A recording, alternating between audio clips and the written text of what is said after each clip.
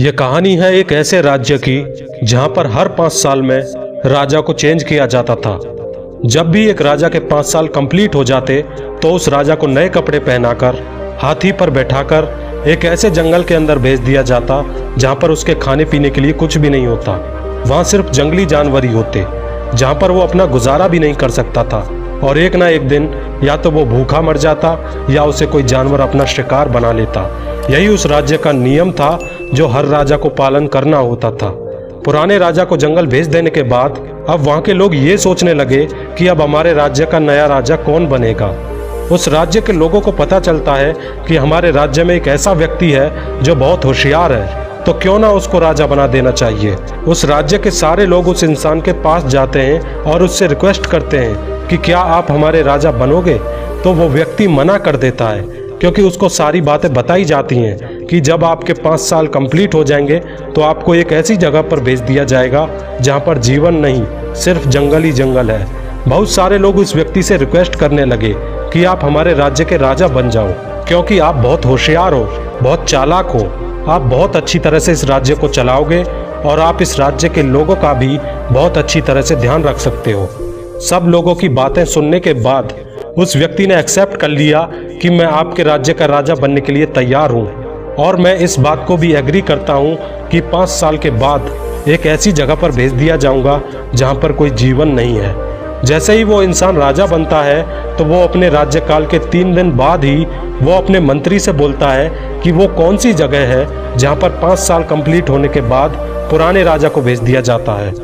राजा अपने मंत्री के साथ उस जंगल में जाता है और देखता है कि वहाँ पर बहुत से राजाओं की लाशें पड़ी हुई हैं और वो जंगल इतना ज़्यादा घना होता है जिसकी वजह से अलग अलग तरह के जानवर उस जंगल में मौजूद होते हैं। राजा सोचने लगता है कि मुझे 5 साल बाद इसी जगह पर आना होगा और अगर मैं यहाँ आया तो मेरी मौत निश्चित है। जंगल से वापस आने के बाद राजा उस जंगल के बारे में बहुत सोचता है और बहुत देर सोचने के बाद राजा ने एक बहुत ही गजब की प्लानिंग की। राजा अपना दिमाग चलाता है और पहले ही साल में उस जंगल के सारे पेड़ कटवा देता है और वहां पर जितने भी खतरनाक जानवर थे उन सब को दूसरे जंगल में भिजवा देता है। राजा ने दूसरे साल में उस पर और काम किया और उस जंगल को ऐसा बनवा दिया कि वो जंगल जंगल ना लगे। तीसरे साल में उसने उस जगह पर खेती का काम करवाया और चौथे साल में उसने वहां बिल्डिंग्स बनवा दी। लोगों ने वहां पर घर बनाने शुरू कर दिए और काफी हद तक वो जगह बहुत अच्छी हो गई कि लोग वहां पर जाकर आसानी से रह सकते थे।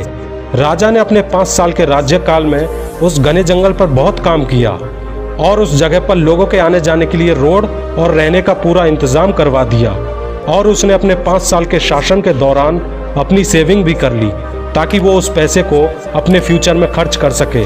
उसने ये सारी प्लानिंग अपने राज्य को अच्छे से चलाते हुए कर ली थी। जैसे ही उस राजा के 5 साल कंप्लीट हुए तो उसने अपने राज्य के लोगों को बोला कि अब मेरे 5 साल कंप्लीट हो गए हैं और अब आप सब मुझे उस जगह पर भेज दो जहां पर बाकी राजाओं को भेजा जाता है। उस राजा को नए कपड़े पहनाए जाते हैं, हाथी पर बैठाया जाता है और उसे उस जंगल में ले जाने की तैयारी कर दी जाती है जहां बाकी राजाओं को भेजा था। लेकिन उस राज्य के लोगों ने देखा कि ये क्या, राजा तो हंस रहे हैं और बहुत ही खुश नजर आ रहे हैं और बहुत ही एक्साइटेड भी हैं उस जगह पर जाने के लिए।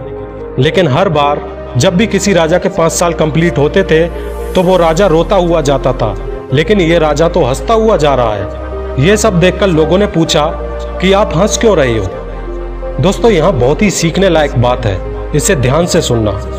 जब लोग उस राजा से पूछते हैं कि आप हंस क्यों रहे हो तो वो राजा बोलता है कि जब आप इस दुनिया में आते हो तो सारी दुनिया हंसती है और आप रोते हो, लेकिन इस जन्म में कुछ ऐसा कर जाओ कि ये पूरी दुनिया रोए और आप हंसते हुए जाओ।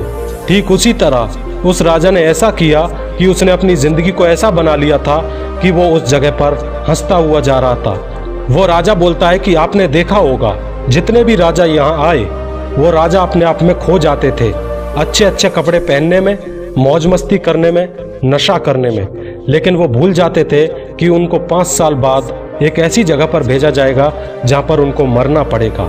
लेकिन मैंने अपने उन 5 सालों में उस जगह को ऐसा बनवा दिया कि जब भी मेरे 5 साल कंप्लीट होंगे तो मैं वहां पर जाकर अच्छे से रह सकूं, क्योंकि मुझे ये पता था कि 5 साल के बाद मुझे इस घने जंगल में भेजा जाएगा मुझे बहुत सारी कठिनाइयों का सामना करना होगा और अंत में मुझे मरना पड़ेगा।